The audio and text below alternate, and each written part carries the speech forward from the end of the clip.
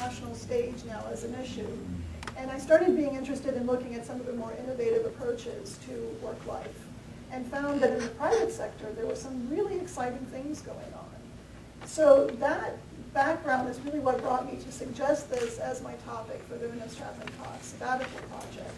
I wanted to look into that a little bit more deeply and see where state was doing well, where we were maybe a little bit behind the private sector and could do better. And it's been a very exciting journey, meeting people like Kathie along the way who have taught me a lot about this field.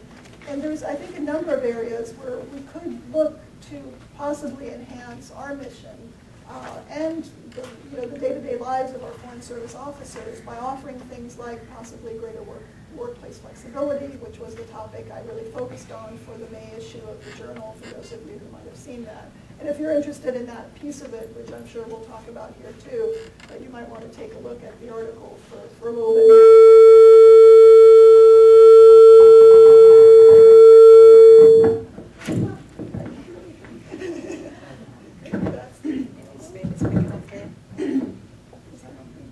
Is that better? Yeah. Don't want to deafen anybody.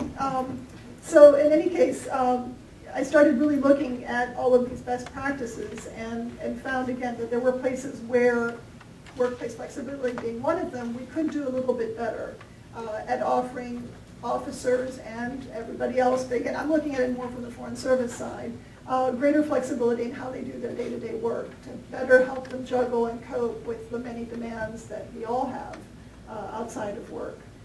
So maybe I'll just leave it at that. Maybe one more point I'd like to make, and we can come back to this as well. What was interesting to find out is that workplace flexibility was a necessary component to women's advancement in every organization and every sector that I looked at. So that if you had a problem of too few women at the senior levels, it was not until you had addressed that problem that you actually saw things begin to change. So there had to be systemic changes in how you addressed work.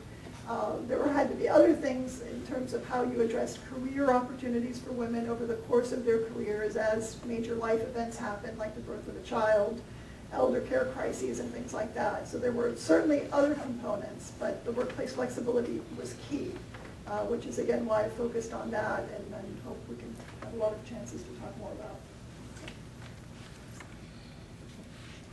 Thanks, Margot.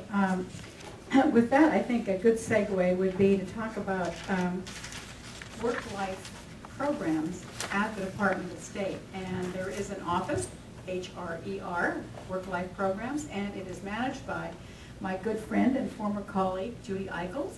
And I turn the microphone over to her today to talk about some of the absolute myriad programs that this office manages. Well, thank you, Faye. It's nice to be on the dais with you again.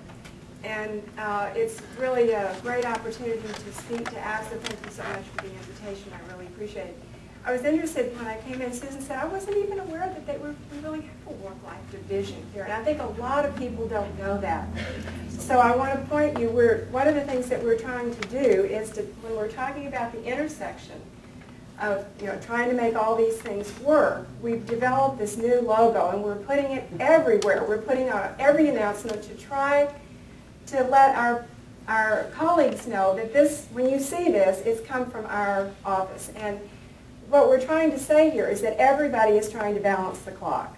Everybody is trying to make it work. And we want to make this bloom, so to speak, for people. So when you see that, you know it's come from us.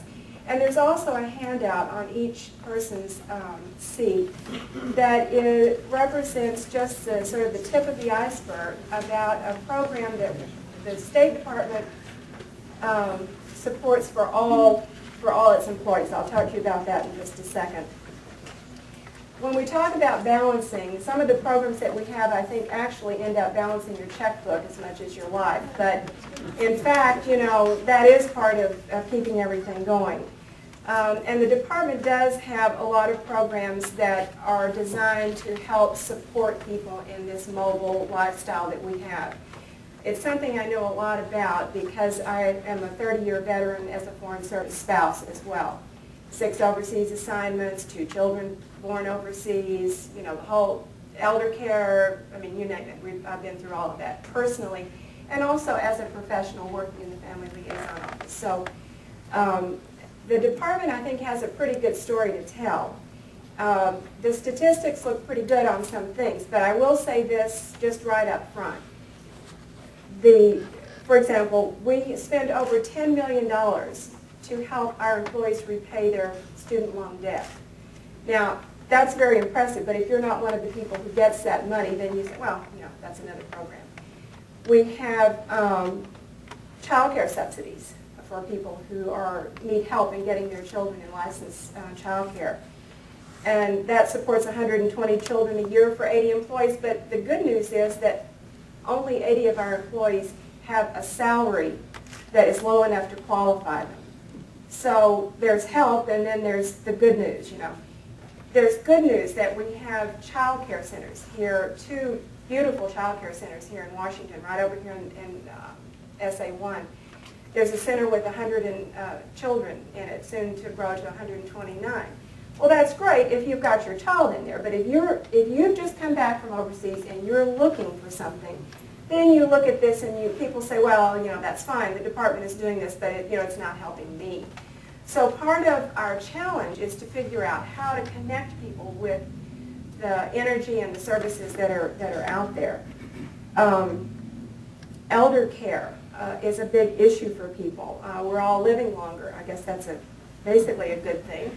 But when we're overseas and mom or dad is at home, this can be quite a challenge.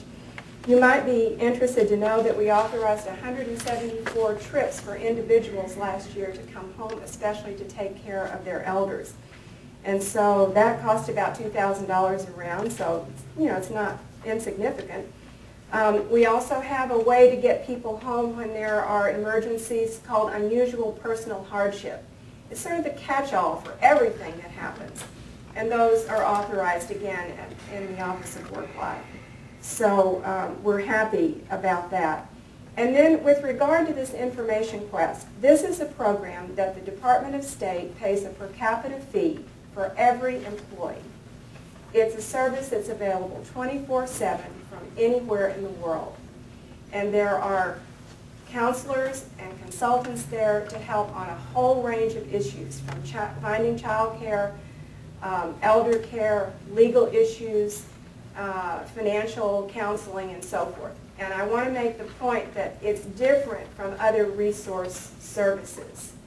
Sometimes you call for, somebody will say, well, we have this resource for you. You call and you say, well, where's child care in Arlington County? I'm moving back. And they give you a list of child care centers. You can get that from Google. Who needs that? Life care is different because if you tell them, and this is just one example, if you tell them I have a 5-year-old, I want a Montessori in Falls Church, and this is my price range, the consultant will do the legwork for you and tell you where there are vacancies. And there are other examples like that. It saves the employee an average of 9 hours on every single one of those interactions. And so far this year, in 2011, 4,970 requests have been completed with 436 individual requests like I just talked to you about, with that follow-up. So how many of you knew about life care? How many of you knew about it? See? So, okay, go tell your friends. Go tell your friends. It was specifically put in place for Foreign Service people who are trying to manage these things from a distance. You've got to figure out something in Dubuque. You only have, 6 days away from post. You can do, Information Quest can help you with a lot of this in advance, just as an example. I think that a lot